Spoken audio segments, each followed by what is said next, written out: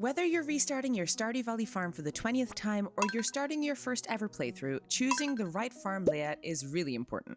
Each farm comes with its own pros and cons, and you'll want to pick the one that matches your kind of gameplay and the kind of experience that you're looking for.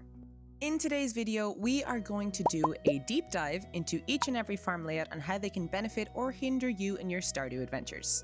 Please keep in mind that moving forward, there are going to be some very light 1.6 update spoilers. So why does your farm choice matter? They're all farms, right? Well, yes, you can plant crops and raise animals on all of these farms, but there is a catch. There are 8 different farm types available to choose from, and each one is more or less geared towards different skills or aspects of the game.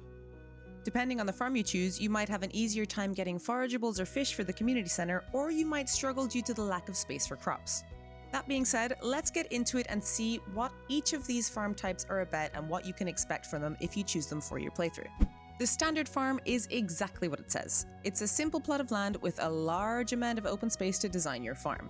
It has the most tillable land out of all of the farms with 3,427 farmable tiles. It's great if you're planning on starting a mega farm, and it also has a lot of space for animals. It has 2 small ponds that make refilling your watering can super easy in the early days of the game, but you can't catch any fish in them, only trash. It's definitely the plainest of all of the farms, which, isn't necessarily a bad thing. It's a great canvas to work with if you like decorating, but aside from that, I don't think it really has many benefits. Next up is the Riverland Farm. The Riverland Farm is a very easy choice for those that love to fish in Stardew Valley. As you can see, it has a lot less farmable tiles. It only has 1,578 to be exact. And while these winding rivers make it not ideal for traversing or for raising animals, it is hands down the best farm for fishing. In this farm, you can catch fish that can be found in town and in Cindersap Forest, and this is the only farm that spawns fishing spots. On top of that, you start with a fish smoker, which should be in here, which is incredibly useful. Fish smokers require 1 coal and any fish to work, and they double the sell price of fish. This price increase stacks with both the fisher and the angler professions achieved at level 5 and 10 fishing for an extra 50%. And smoked fish is considered an artisan good, so if you end up choosing the artisan profession, that's almost 3 times the sell price. Even without the price increases from the different professions, the fact that you can fish until your heart's content on this farm and then double the price of your fish is amazing, and maybe one of the best methods for early money making in the game. While this farm might not be the easiest to traverse, I do think that it poses a really fun challenge for people that enjoy decorating because it has all of these little islands, and I think that you could do something really fun with this. Next up, we have the Hilltop Farm. The Hilltop Farm is more geared towards mining, with stones and ore nodes spawning in the southwest area of the map. The ore that spawns here will actually change depending on your mining level, and this can be incredibly useful in the early stages of the game. Keep in mind though that sometimes this mining area spawns blocked by something that requires an upgraded tool such as a boulder or a large log. If you get lucky and it's not blocked like this, you can start getting ores before the mines even open.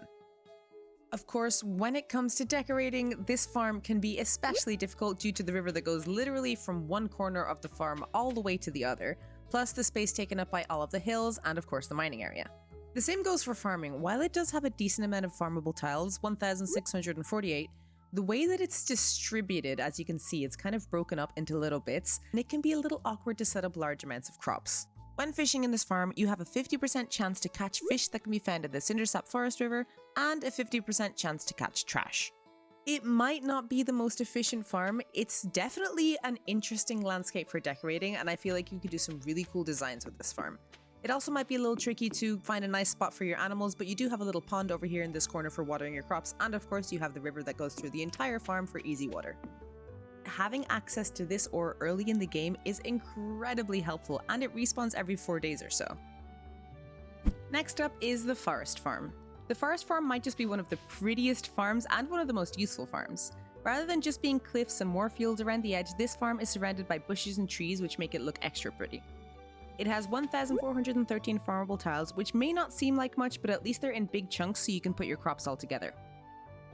The 2 areas to the west can spawn large stumps for hardwood and forageables depending on the season, spring, summer and fall obviously, and special weeds that always drop mixed seeds. Apart from that, the bushes that are strewn across this map can also spawn seasonal appropriate berries. And the hardwood respawns, so this is easily the best map if you want to farm yourself some hardwood. Plus, if you fish in these ponds, you have a 45% chance to catch river fish from the cindersap forest, and a 5% chance to catch a wood skip. The easy access to forageables on this map can make you a little extra money at the start of the game, and they can also make completing the community center bundles a lot easier, as well as being super handy for replenishing your energy in the early stages of the game. I think the forest farm is a great choice even for beginners. I know it has less farming space, but it really doesn't make that much of a difference. You still have plenty of space for your crops. It also makes for a great farm to decorate because the leaves around the edges make it look really pretty already. Next up, we have the Four Corners map. The Four Corners farm is primarily designed for multiplayer farms, but honestly, playing this farm solo is also a great option. It has a total of 2,952 farmable spots, making it one of the biggest farms, and it's already nicely split into 4 corners for organization and decorating purposes. This is genuinely one of my favorite maps to play on my own, and it's because it has so many different benefits. The top right area is obviously your normal standard area. This area has the most farming space to it. The top left area takes inspiration from the forest farm, and it can spawn those special weeds that always drop mixed seeds, as well as having respawning stumps. The bottom left area of this map has a small pond that gives you a 50% chance of catching fish that spawn in the cindersap forest pond, and the bottom right has a small mining area that has ore that, again, increases in level depending on your mining level. The only real downside is that these little pathways from area to area can sometimes, or mainly all the time, spawn with things that you need upgraded tools to get rid of. But aside from that, it's one of the biggest farms that you can choose, and the way that it's already divided into 4 corners makes it super easy to decorate. You can get fish, you can get ore, you have easy access to mixed seeds. This farm is definitely one of my favorites, and I think I will definitely keep choosing it in the future, and if you're planning on starting a multiplayer farm, I highly recommend it. Next up, we have my least favorite farm, the beach farm. The beach farm is for those that like to suffer. Okay, maybe I'm being a bit too harsh on the beach farm. I consider this farm to be essentially Stardew Valley's hard mode, because while it may be pretty big, you have 2,700 farmable tiles, you can't use sprinklers on sand. So unless you keep your farming to this really small 200 tile area, which is locked behind some upgraded tools by the way, you will have to water all of your crops by hand. I know I'm probably being very harsh on the beach farm because honestly, it is a pretty good farm. If you don't want to focus on crops and you'd prefer to focus on other aspects of the game, it is definitely a great choice. It has some pretty decent fishing with a 27% chance for trash and just over 50% chance for ocean fish, and it also spawns forageables from the beach and the forest, which makes for some nice extra cash and a quick way to complete some of the community center bundles. One of the best things is the fact that supply crates can spawn on this farm, which can contain a wide range of super useful items depending on how many times that you've upgraded your farmhouse. It has a lot of space for building and for decorations. And while you may not be able to use the sand for crops, you can use it for decorating, plus grass can grow on the sand so you can still raise plenty of animals on this farm. Again, the beach farm isn't really my personal favorite simply because I like to have a lot of sprinklers and a lot of crops, but I know there are some people out there that really love it, and you also start with a fair amount of resources to chop down once you've upgraded your tools, so go for it if you want to. The wilderness farm is definitely for the more adventurous player.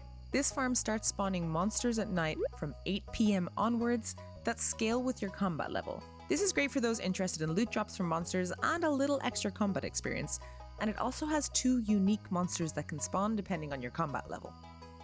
This map can spawn enemies such as wilderness golems, which have a small chance to drop rare loot including diamonds, prismatic shards, and living hats, and iridium golems, which have a much larger loot drop list including what we just mentioned, plus iridium bars, seasonal seeds, books, and more.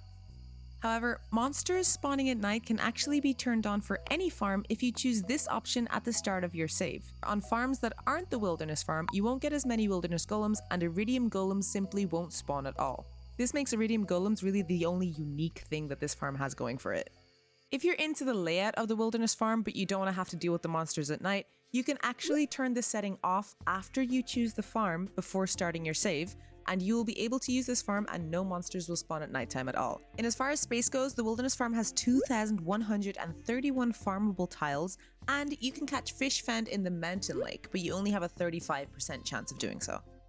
I enjoy the wilderness farm even with the monsters turned on. It is a little bit more of a challenge, but you do get some nice loot drops and they do scale with your level, so at the end of the day, you're kind of prepared to deal with them as long as you keep your sword on you.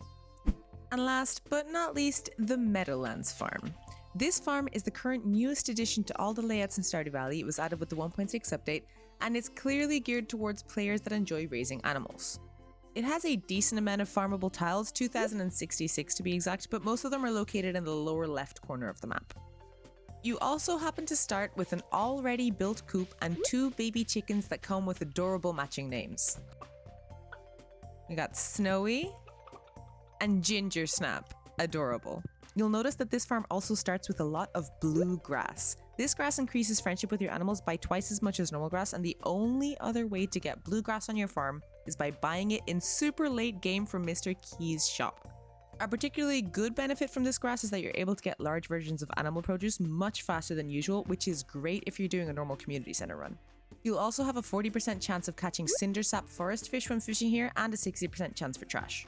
Something important to keep in mind is that Meadowlands Farm is the only farm that doesn't actually give you 15 parsnip seeds to start with. You get 15 pieces of hay, which, considering the fact that it already has a lot of grass and bluegrass, I really don't understand why we couldn't have just gotten the 15 parsnip seeds anyway, but to each their own.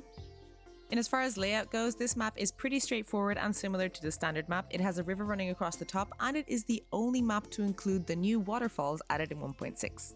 A small detail that a lot of people tend to miss when choosing this farm is that if you go over to this area over here and cut down this tree, you'll actually see a bridge to the other side where you can access Grandpa's shrine. However, it usually is blocked by a stump or something else that you need an upgraded tool to get past. So there you have it, those are all 8 of the current Stardew Valley farm layouts. It's also worth mentioning that each farm layout comes with its own specific farmhouse interior design, but I'll let you guys discover that for yourselves. Thank you so much for watching. Let me know in the comments below what Stardew Valley farm layout is your favorite, or if you have any other Stardew related questions. And if you're not already subscribed, please consider doing so. At the time of uploading this video, I am pretty close to hitting 1,000 subscribers, which absolutely blows my mind. Thank y'all so much for existing and just being there and for being awesome humans, and I'll see you guys in the next video. Bye!